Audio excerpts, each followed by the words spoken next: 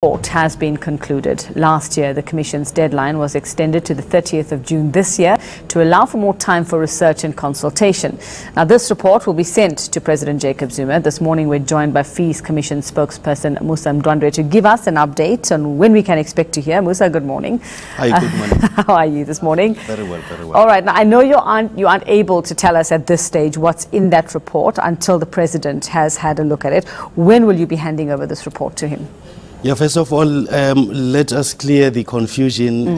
It's not true that the report has been concluded. The work of the Commission has been concluded in terms of the time frames that were prescribed. I think the best way to go through this is to revisit the mandate that the Commission had, and that is derived from the Proclamation 51 of 2016, which says in June, end of June, we will complete the work of the Commission, and 2 months after that, the chairperson of the Commission will be working on the report and send it within those 2 months and not after that. So as we stand, all is on track, but we do not have the report yet, and we are busy compiling the report at the moment. Yes. Okay, from what you've heard and what you've seen, are you satisfied that you've heard from all those who matter, from all whom this issue affects, or do you think there were things still left wanting? You were wanting for more information by the time this commission ended? The chairperson of the commission is very happy with the quality of input from a range of stakeholders. That includes students, business, government agencies, and higher education stakeholders at large.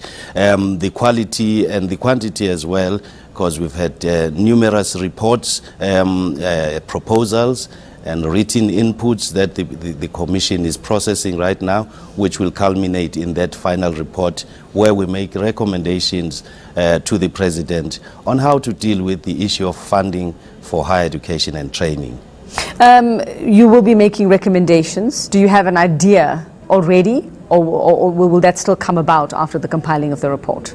I think it's fair to expect that this report will present to the President various scenarios, so that the cost implications of each of those scenarios are dealt with totally and completely, so that people can choose knowing exactly what it will cost if education is free and what it will cost if it's not. So this is how the Commission is going to approach it. All right, you had released an interim report in November. Students had seen that. Is this going to be vastly different? Do you expect that there are going to be many changes, many things that are different from what you were already seeing in November on hearing? When we did that report in November, there were still a lot of other stakeholders, outstanding input from a lot of them. So this one will be vastly improved with very concrete inputs and proposals that are firm.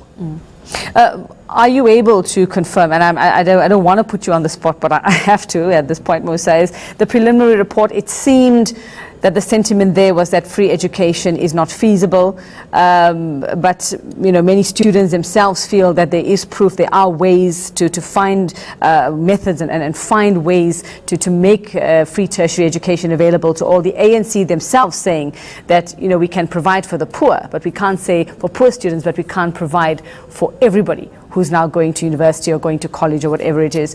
Are you able to say sort of what line this report might follow when it comes to that? The dominant view amongst people who presented their views to this commission is the fact that public education or higher education is a public as well as a private good. So there has to be a balance. That was the dominant view. As for what the judge, the chairperson will be delivering, we all are waiting to see. But we know from what has been presented before the Commission as evidence that a lot of stakeholders feel that there should be a balance between getting free education and being able to pay back at a time when you are earning an income. Well, I suppose many people out there will be wondering who are the stakeholders. We know the students, yes, but who brought the other side of the argument as well? Well, we had research companies, We had a lot of people who are sitting with some piles of cash, like your pension funds.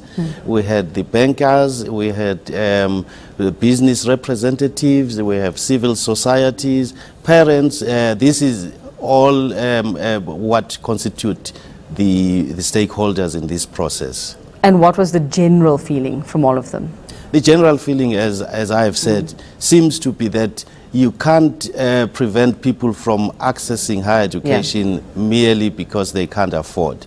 But there has to be a way of making them contribute to their own education, because, as I say, it's a public as well as a private good. So that seems to have been the dominant, and I think the chairperson will address himself to those considerations. Okay, and should we expect that there will be more protests when this report comes out? Should we expect that there will be some ruffling of feathers, and of course not everyone is going to be happy? Well, I think the government in setting up this commission had taken a long-term view. So this view is to say we need to find lasting solutions to this. So I think it will address itself to those urgent needs of the students and universities, as well as looking at solving this problem once and for all, so that we don't look at it as a yearly event, but we have firm policies that will address how we fund higher education in this country. And Musa, of course, the involvement of students is vital to solving the problem. Do you make recommendations? Is that part of the job of the commission? Did it look at sort of bettering relations between students and management and sort of handling situations so that we don't see what we saw last year and the year before? Well, the terms of reference for this commission had been clear, and it has been to looking at how to fund. Just the funding? Yes, okay, and the issues of institutional autonomy. I think government structures are still existing that can look at the relations between students and others, people in the higher education sector. All right, I suppose that's as much as we can get out of you this morning, what you're allowed to say. Thanks very much, Peace Commission spokesperson Musa Ndwandwe.